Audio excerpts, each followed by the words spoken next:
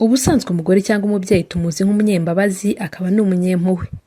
Bishingiye ku miterere ye nuko Imana yabaremye ikabaha gutwita, kujya ku bise no kubyara ndetse no kurera ibibondo. Gusa Jenoside yakorewe Abatutsi muri Mata 1994 yagaragaje ko atari abagore bose bameze batyo, uko hari abishoye mu bwicanyi ntibatinya no kwica ibibondo. Mu nyandiko zitandukanye z'abashakashatsi hagaruka ku buryo Jenoside yakorewe Abatutsi yakozwe ndetse n'abayigizemo uruhare. Umunyamakuru w'umunyamerika akaba n'umwanditsi w'ibitabo witwa Lindsay Hilsam wari mu Rwanda mu gihe cya Jenoside yakorewe Abatutsi mu 1994 yanditse inkuru mu 1995 yahaye umutwe ugira uti Women Killers in Rwanda, bishatse kuvuga ngo abagore babicanye mu Rwanda.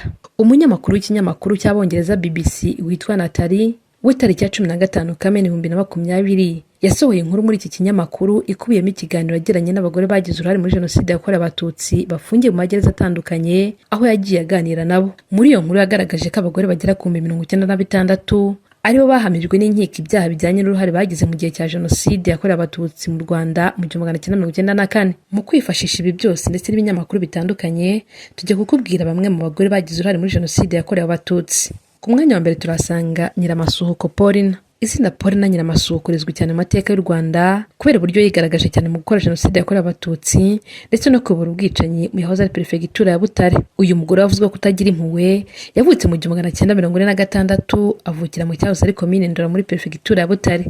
Ubu ni mu karere ka Gisagara mu ntara y'Amajyepfo. Nyiramasuhuko yari inshuti ikomeye ya Agatha Kanziga, akaba yari umugore wa Perezida Juvenal Habyarimana kuko biganye i Butare mu ishuri rya Notre Dame de la Providence Karubanda. Nyiramasuhuko yinjiye muri guverinoma mu 1992 ku iturufu y'ishyaka MRND mu gihe mu Rwanda hari inkubiri y'amashyaka menshi ndetse na FPR Inkotanyi yari yaramaze gutangiza urugamba rwo kubohora igihugu. Akimara kuba minisitiri yagaragaje ko adashyigikiye amasezerano y'amahoro ya Arusha, naho ubwo hashyirwagaho leta y'abatabazi tariki ya 9 Mata 1994 Nyiramasuhuko yakomeje kugirwa minisitiri w'umuryango n'iterambere ry'umugore, by'umwihariko yoherejwe muri Perefegitura ya Butare ahavuka kuyobora Jenoside yakorewe Abatutsi.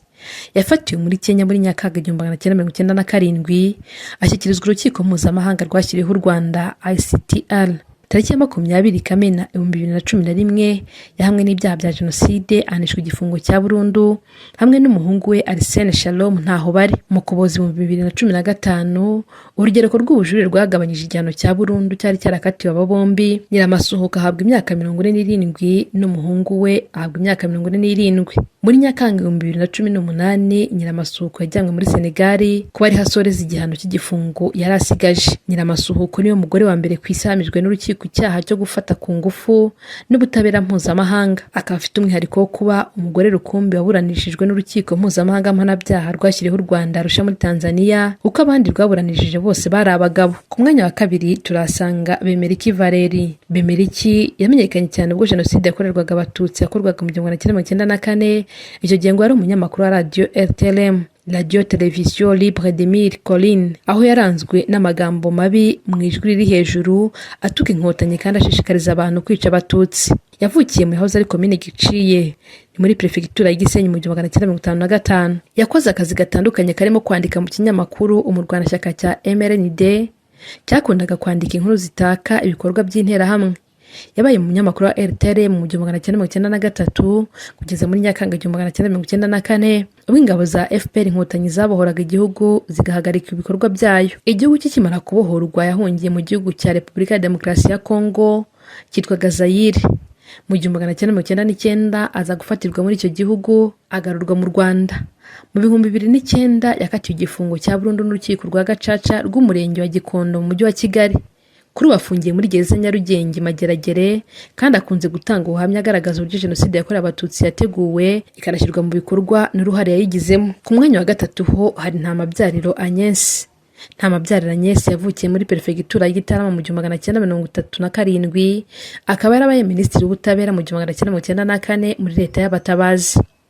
Yahamijwe kugira uruhare muri Jenoside yakorewe Abatutsi muri Mata 1994 i Kabgayi mu yahoze ari Perefegitura ya Gitarama. Yahamijwe no kugira uruhare mu rupfu rwa Prefe wa Perefegitura ya Butare Habyarimana Jean Baptiste.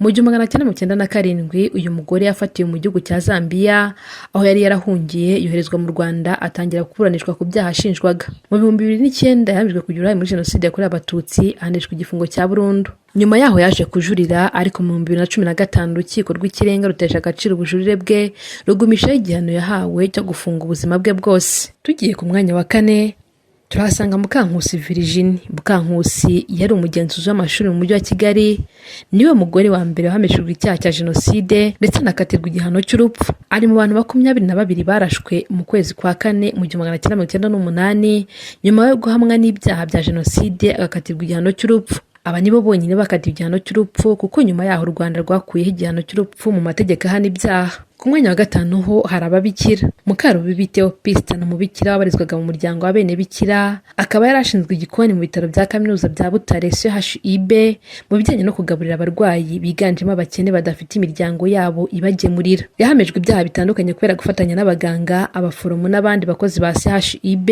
mu bwicanyi bwakorewe muri ibyo bitaro mu gihe cya Jenoside yakorewe Abatutsi. Urukiko gacaca rwa Butare Ville rwamukatiye imyaka 30 y'igifungo tariki ya 11 Kanama 2006.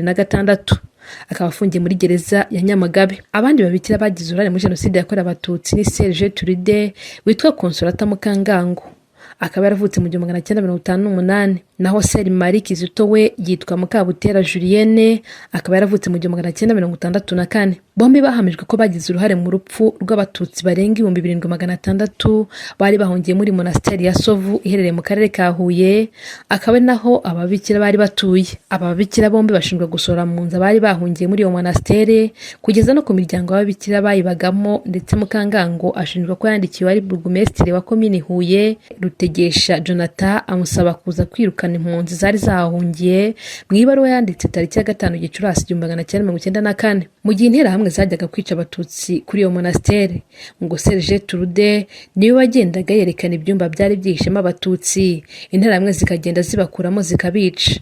Naho Seri Marie Kizito ngo niwe wazanye akajerekani ka peteroli agaha interahamwe kifashishwa mu gutwika Abatutsi. Jenoside ikimara guhagarikwa n'ingabo za FPR Inkotanyi, aba babikira bombi bahungiye mu Bubiligi bajyanwa gutura muri monasteri ya Mildred.